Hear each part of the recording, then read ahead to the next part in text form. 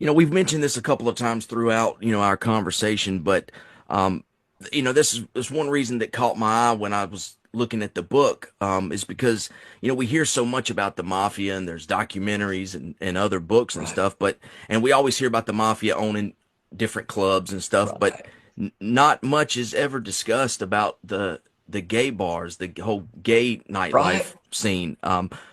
Why do you think that is? Good question, man. Right, because it was a huge part of their rackets. It Right. is. I, It I mean, more than I even realized, since yeah. I've gotten your book.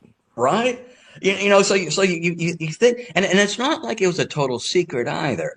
Like going back all the way to like 1952. You had a couple of muckraking journalists like Jack Late and Lee Mortimer. And they wrote this book called USA Confidential, and they said basically every gay bar in the country is controlled by the mafia, and they take the opportunity to sell dope in those dives. And a few of the gangsters after prison even are known to turn. And then Lee Mortimer had this column called New York Confidential, in 1960s, and he was going through saying this gay bar is over here, it's owned by that mobster over there, and so people knew about it, and of course, but for some reason, again, after like, particularly in like the mid 80s, like, when the feds kind of really clamped down on the mafia involvement in the gay scene.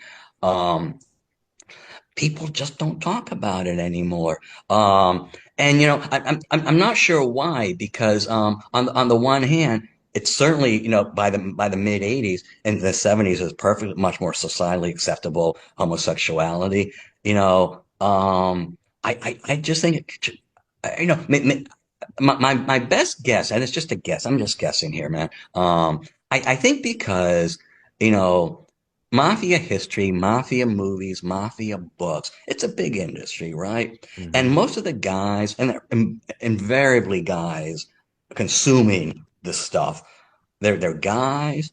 There's a certain machismo, I mean, they're basically like pretty tough, straight guys, nice guys, but they're like you, man. They're like, kind of like, hardcore, old school men, and I just think they, it's the last bastion of old fashioned, old school masculinity, those mafia movies, right?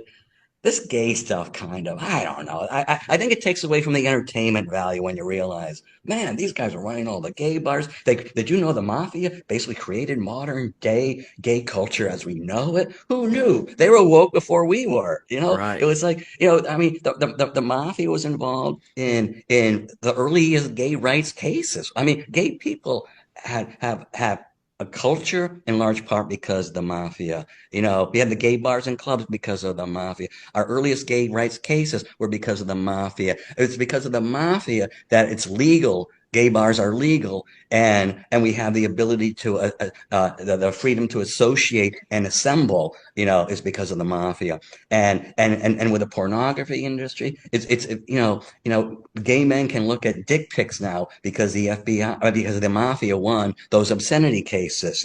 Because invariably the mafia was involved in the pornography angle. So I think a lot of people don't want to hear that, maybe the mafia created wokeness, and they created the whole modern gay rights, scene, So I don't know. I'm just speculating, man. I don't know. Yeah, yeah, and I think you're right. And I was just curious because, once, when you think about it, it makes perfect sense. And reading the book, you have all that information there, but it's just never put two and two together, through watching, like I said, documentaries or reading other books. It's just not, it's little pieces here and there. They're always kind of hinted at or at, that so and so was involved in pornography, or so it kind of, but it's left out of there a lot, and especially in Mhm. particular the talking about gay bars and that sort of thing is Right. always left out of Because there. But in these mafia movies or whatever, you always hear about the strip clubs, man. yeah. We all know about the strip clubs, but Hmm. no one talks so much about the gay monsters or the gay bars or the gay sex clubs and how much money they were all making off of it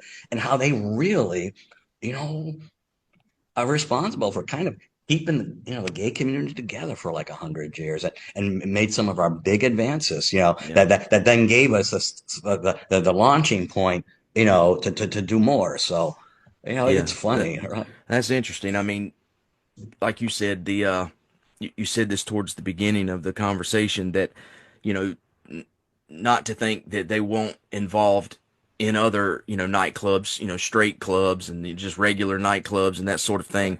Um, but we all, we always hear about that. They were involved in Right. clubs and nightlife but We it's know about Bada Bing, right? right, Yeah. exactly. Uh, yeah, that's one reason your book, and plus in the title, just caught me. And then once I started reading it, I just found it really interesting in Right. all the documents that you've obtained. Um, and like I said, people are definitely they're going to learn a lot about this subject, in your book. And I encourage people to go out and get your book and get a copy. There's a lot of good information in there. Thank you, man. Where can people go to get a copy of your book? I would tell people to go to Amazon, right? Amazon.com, because, a lot of the other copies, if you get it, from some of these other websites, sometimes it's the first edition, and you really want the second edition. It's a much, more comprehensive book.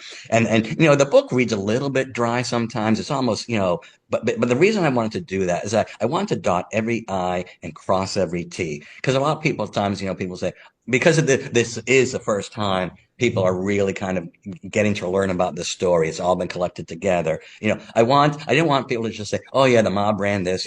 I really want to emphasize, who they were, what Hmm. places we're talking about, how it was all done, and just how sophisticated it was and how extensive it was. Because the mafia not only had the gay bars, right, and this is kind of just like they ran the straight stuff too, but they had the linen service for a lot of these places. They had the coin op vendors for a lot of these places. They had security at the door for a lot of these places. So it was, it wasn't just the gay bars they ran, but basically everything that serviced, the club or the restaurant or the bar, all of that tied together. I mean, the mafia, they really were good at what they did. It was very sophisticated, very extensive. Um, and they made a pile of money. A lot of people made a pile of money.